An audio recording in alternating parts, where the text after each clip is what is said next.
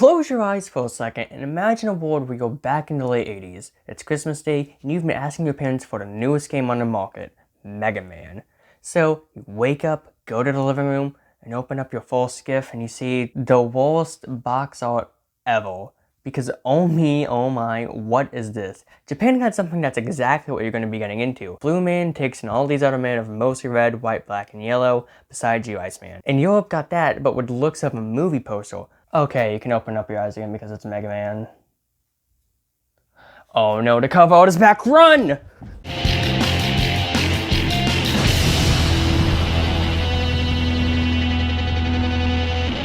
I wasn't even a teenager when I first discovered Mega Man. The game was interesting to me, so I decided to play it. And after playing it, well, long story short, Mega Man Sweep. Especially Battle Network since the Legacy Collection came out recently. And the fact is, a Mega Man XX Minecraft thing, 2023 just might be the year of the Blue Bombers. Look, it's a long story. But we're not going to be taking a look at either or. Instead, we're going to be taking a look at what started it all. Mega Man for the Nintendo Entertainment System. And of course, we have to take a look at the cover because oh my god, what is this? As I stated in the intro before the intro, this is the Mega Man 1 cover we got here in the States. And get this, it took them not one, almost two, but then for 3 game covers for the player to understand what a Mega Man looks like. And let me just say, on the Mega Man 2 cover you can barely see his face, but he looks like it's his first time at a shooting range. State of the art? Yeah, the only thing state of the art about his cover is the fact that I can save $10 when I purchase Capcom video games. I'm rich! And with the Mega Man 3 cover, Mega Man isn't even looking at who he's shooting at. Mega Man, you're not practicing gun safety! How are you gonna save up to $10, Mega Man? Wait, $10 more if I purchase Capcom games? I'm richer! Now let's take a look at the Mega Man 1 US cover. State of the art? Yeah, no. Mega Man looks like he's a Ken doll that's a burn victim. 1-5 looks like it's barely even trying while Dr. Wily's manufacturing plant is in complete anarchy behind him. And why does Mega Man have a full-on gun? He looks like he isn't fully sure how to use it and just might shoot me if I say the wrong thing about him and his wrong color palette. I know for a fact that Mega Man is dark and light blue, not blue and yellow. Complementary colors aside, this is one confusing box art for a video game. Super Mario Bros. At least got the idea down. You wrote this guy, you can jump and be fast, there is lava, and fireball, and a blue wall. But enough comparing the nightmare-filled madness that Mega Man's face has. Let's see what the Blue Bomber really has to stand out and prove to the world that he can have 33 games in just a classic timeline.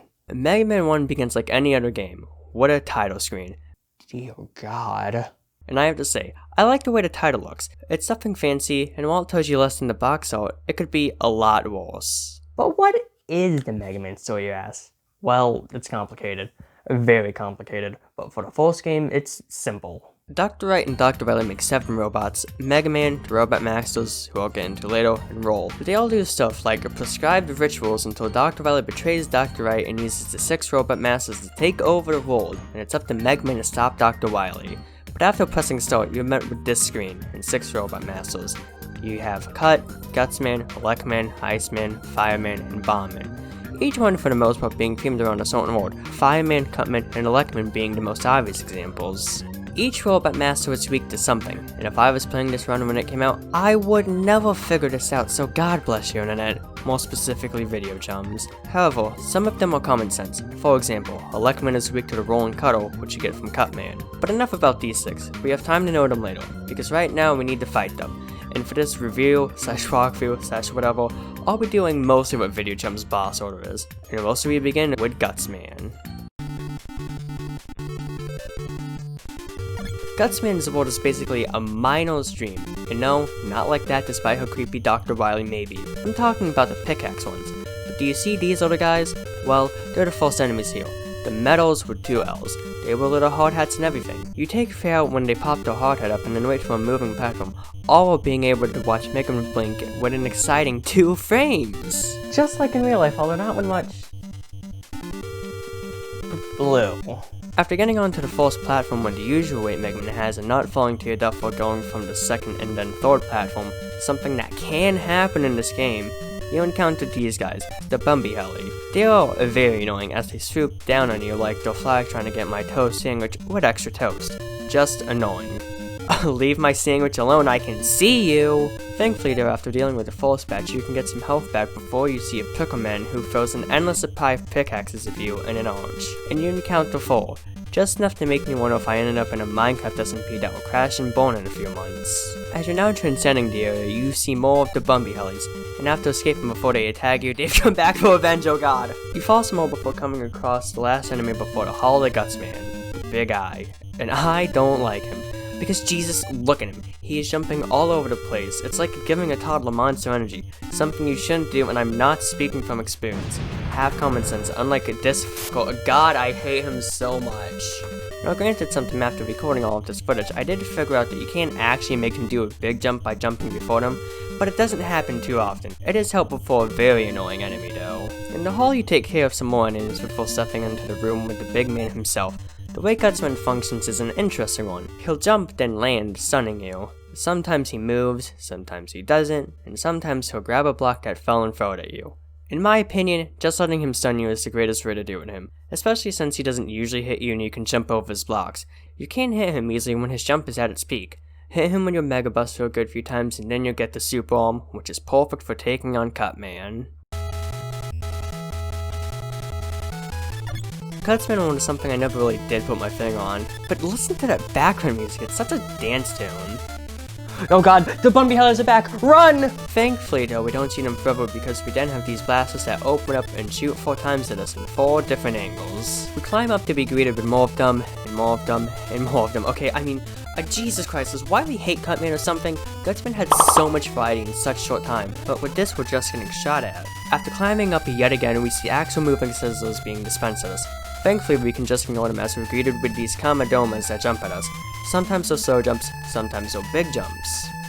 Hey, wait a minute. Robot family tree aside, we are then greeting with adhering Zuzis. They move up and down or left and right at us. Why do they look like giant eyes? Well, maybe you shouldn't be so close-minded and know I people are people too. And oh god, there's more of them. I'm starting to think Dr. Wily has PTSD involving sharp objects and is using Cutman as a way to get his PTSD off of his chest. Why are there so many? Oh hey, look, the moving scissors again. Well, thankfully after all of those adherence users, we don't see any...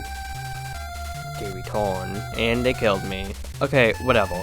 Below where I died, we are then met with a section where we climb instead of fall down, and there's member shooting at us as he moves from left to right, but we don't see him once review, we see him twice. Amazing. However, is it really amazing if we see the big eye? No, it is not.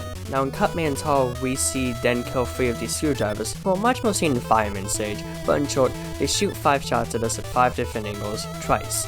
But you can actually kill them way before they shoot you. Post-Hall we then fight Cutman. Using the Super Arm, we take these bricks and throw them at Cutman back to back.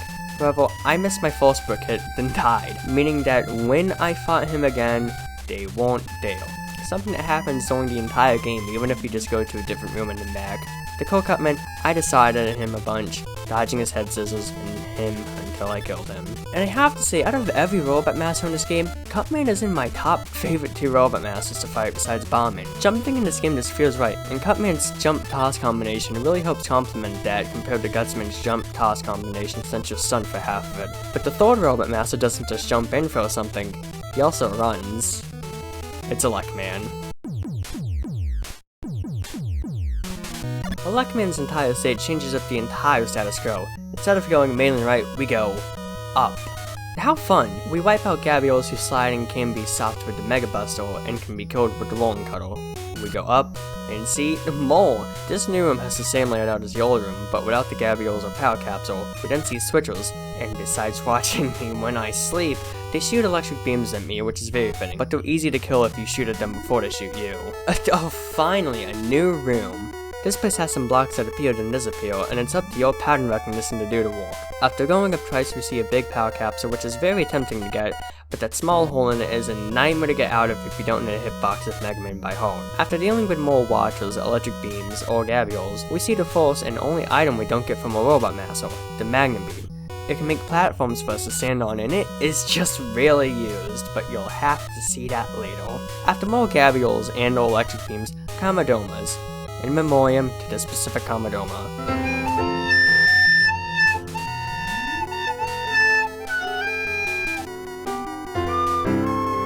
And after dealing with the 3rd big eye, we were to climb the Bombman. And after dealing with the electric beams, I died! So I had to do all of that again. Joy. Elecman's fight is a lot like Cutman's. Using the wall and color you can hit him, but you have to hit him while dodging him in the electric beams. Now, logic would dictate we fight a waterman, but there isn't a waterman, so be sure to use your head and guess. That's right, we're fighting Iceman. Iceman stage has a lot of the same enemies from the past 3, but a new enemy is Crazy Razy. And get this, the top half flies. I'm gonna need therapy. So, where did it all begin? Ice. What? There is ice, but then they walk, and then their heads pop off and fly. Daniel, I think you might need to touch grass. As always, you sound insane. I might be. We see them fall, count them 4 times, before entering freezing waters with Gabriels and a new enemy called Pepe. Hey, wait a minute, that's a penguin. Where is my frog? Feels bad, man. A bit later, we see a couple of heroes using scouting a big power capsule. Down below is pattern recognition not once, but twice, and don't ask me how long the second time took for this playthrough. After dealing with hell on earth, we enter one of my least favorite parts in the entire game. This section is actually 2 similar sections involving a bottomless pit, seen here. Foot holders all over, and the Pepes in the second half. One big eye and some Pepes later, we are on the Iceman's fight. If you shoot Iceman while he's running to do his jump, you can easily get 1 hit in. You can get the other 2 hits in while he's falling from his jump. A fairly easy boss, but he's even easier if you use the next point by pausing and then unpausing the game after shooting this. Doing this, you can get an ungodly amount of hits in. Now, I don't have a clever transition for this part, but a Fireman. He looks kinda cool, unlike Iceman, who was cute, but we finished Iceman and now on to Fireman. Oh dear God for your screwdrivers, is what you might be thinking while Fireman's fame plays in all of its greatness, but they're really easy to get rid of for this part. The second part is just the same though. Literal fire can shoot a bee in a line or in 3 balls of fire called cane cheese. They're easy to dodge for the most part.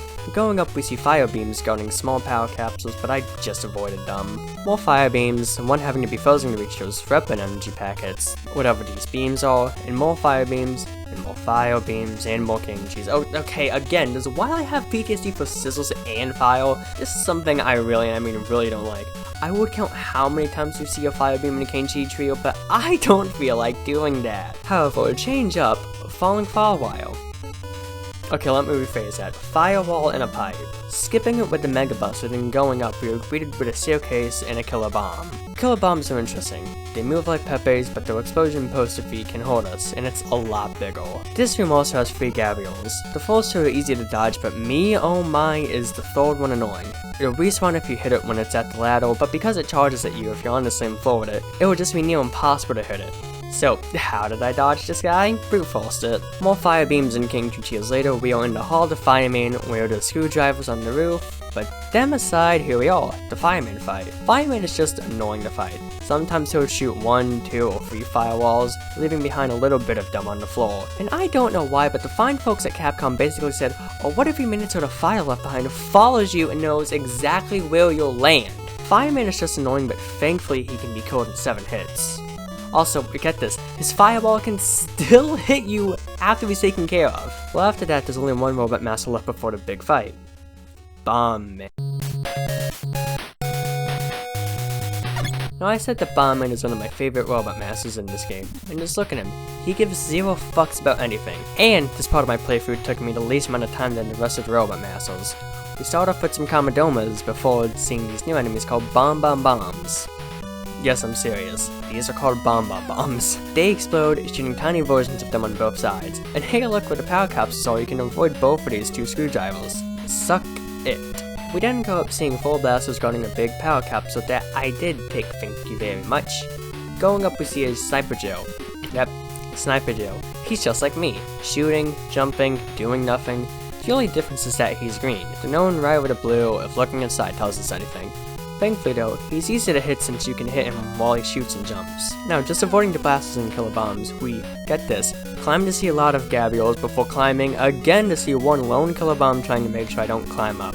But he didn't stop me. The fact of me pressing up didn't translate to me climbing it, but apparently did translate to me falling into spikes. And I am not happy about that. We then climb up to see another Mambu. This Mambu and a Sniper Joe guarding a life or 2 of the 3 final things we see before entering the hall. But first, I want to show you this. It's just beautiful. But get this, there's a third sniper Joe. This one gunning Bomb Man's Hall. Finally free from the nightmare that is Big Eyes. The hall is even easier to nap because I just fell from the ladder while dodging the adhering Uzis. Bomb Man's fight, like I said, with Cutman is the perfect way to complement how Megaman moves. He jumps and throws bombs. Dodging his bombs is easy since you can just run from left to right. It's such a simple way to attack, but it can 100% kill you if you don't know what to do. Bomb Man is also really easy to kill with the fire zones and you just shoot him while you're running at him and he stands still. So Bomb Man, thank you for being one of, if not the easiest Megaman boss to beat. And after all of that, there's only one foe left. Dr. Wily. This is where I'm gonna get more reviewy than walkthrough because at this point, you, the player, already know how to dodge everything. So get ready because it's mostly gonna be like this route. Dr. Wily's Stage 1 and Stage 2 are big bags of fuck you and why. Why put not one, not two, but 3 big eyes right at the entrance? If Megaman could slide from the get-go, I could just slide right under them, but no! Why is there a big power capsule here, but if you fall, you can risk your entire life reaching it because of this block and these spikes? Why are the 3 Comodomas here and here? Why is there a killer bomb here? This fucker and the spikes make for an awful combination of death. I mean, at least I died here, so I got my health fully restored, but Jesus me, oh Jesus my, I hate this part of the game so much. What's even worse is that right under me is the second and last part of the game with the footholders, and sometimes the first one will taunt you by not going directly to you. I was just quick enough during this playthrough to jump onto the first one in time, and in my footage he didn't come to me, but just trust me. And going up we can see the only place the Mega Buster is useful, but I ran out so I had to risk my life to get enough before being able to pass through. You would expect after all of that there would be a power capsule too waiting for you, but nope, it's nothing. Just you, the weapons on your back, and the Yellow Devil. When I first took on the Yellow Devil, I was so annoyed, but now I can easily beat him with the exploit I mentioned earlier. But beating him for the first time was just a living nightmare. Yellow Devil is like if you had a cut, but then poured lemon juice and pickle juice on your room while eating a hot sauce covered Carolina Reaper. An awful time. And Stage 2 is even worse. Why do we start off with Bunny Helly's back to back to back, and why is there a small power capsule here when this bunny belly has a death wish? We have to refight the robot masters, shoot one and cut the other respectfully. Fighting Elecman, climbing down some, dealing with the usual enemies, you see the copy robot. He copies you, and he does the exact same thing you do, but he plays so aggressively. The only way I beat him is with the exploit, and since he copies what you do and have down to a T, that means he can also use the Thunder Beam. Also, I died! But not so I can ask this, but I can't ask this because I died. Why is the only save point, to my knowledge, right before the boss fight? God, I hate these parts! Jesus, how do I pronounce this boss's name? I'll just calling CW for short. CW's Hall, yes, Hall, is fun, because it gets flooded and you see Pepes and color bombs towards the end. But I figured out a fairly good way to kill CW, despite how annoying he can be. Keep the 4 blocks until he's halfway, then throw the 4 blocks at him using the super arm. An easy win. But let me say, not knowing that and finding him for the first time made me want to rip my hair out as a little Daniel. I never liked this guy, and I barely liked Gutsman. Oh god, climbing. Oh god, more watchers. Why do they look like a 2000s gaming console from a third party that blows? Why? Why, Wily, why? We don't even see them once, but twice. This big weapon energy packet is annoying to get but possible, and oh wow, Dr. Wily's cloning Gutsman. We are then on a moving platform. Long time no see, to get an extra life and Yashihashi. Fun fact, this is all over Capcom games, including later Mega Man titles, and I didn't even know what it's called until I watched Scott Daniel Wozniak take a look at Mega Man. Oh, hi people. Okay, well, I'm from Florida, so what do you expect from me? Florida and Ohio are like peanut butter and jelly, not like fire and bombs, or fire and ice, or ice and electricity, or Gutsman and bombs, because he's a construction worker, and it looks like he'd call me a soul if he could, but I'm real, so he can't call me the human version of a vampire. After all of that, we have Dr. Wily himself, and I died because the room before fighting him has nothing. The later Mega Man games took note of this because Jesus Christ, everything does 1 silver of damage to my knowledge, so exploit time. Phase 1 is simple, the room for hitting is massive, and after breaking it off, I don't think there's any way Dr. Wily could rule the world at his age. He is old. balding. He has a mustache. He should just make a roller man to do that job for him. Oh wait, he can't because phase 2 is over with and Wily is begging for mercy. And for some reason Megaman lets him live. We don't even get to find out what happens to him because Megaman runs him through the hills, sea, and city, going from his usual getup to boy, going back to role in Dr. Right. And well, that was Mega Man 1. I have to say, for the first Mega Man game, it is a good game to start the series off with, but there was a lot of changes. You don't even have to look at the most recent game just to see that. Just the jump in quality from 1 and 2 says everything you need to know. Mega Man 1 has a very simple moveset, but it was really only during stage 2 of Dr. Wily's manufacturing plant that I felt the stage did not match the moveset. Mega Man does take a second to come to a complete stop, but imagine how off it would feel if he just stopped dead right in his run. And yes, at times the games look a bit questionable. Look again at stage 2 of Dr. Wily's manufacturing plant. But I think Mega Man 1 is a fine game. It's hard for me not to hate it. I discovered the game during my first real low point mentally, and I enjoyed it. So much so that I even have the Legacy Collection for the PS4.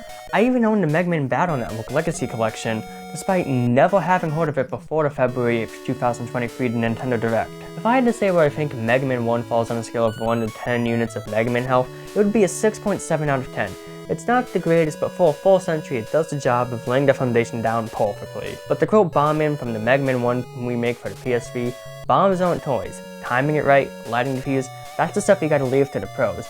And the game has a long way to go from being pro. Did you hear something? I think it came from outside. What in the actual hell? It's the first episode, why are you here? Uh-oh. Ah!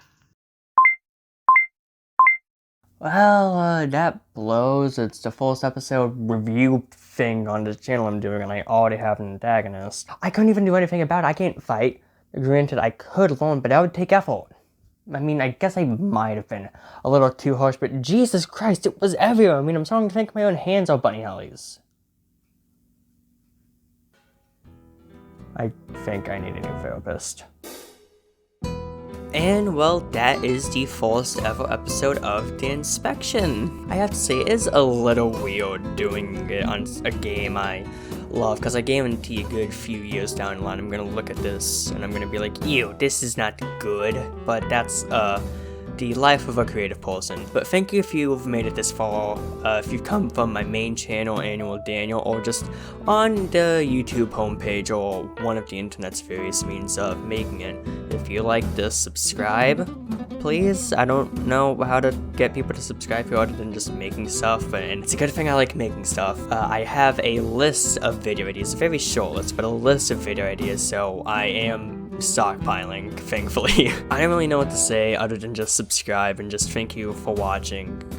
Obviously I could ramble on about Mega Man going completely in depth as to why I think it's good, but maybe whenever I end up playing like every Mega Man game and seeing every last bit of Mega Man information there is that I possibly can, I might make a retrospective. I don't know, I could also do a retrospective on the main timeline and Battle Network. Whole thing, just a whole thing.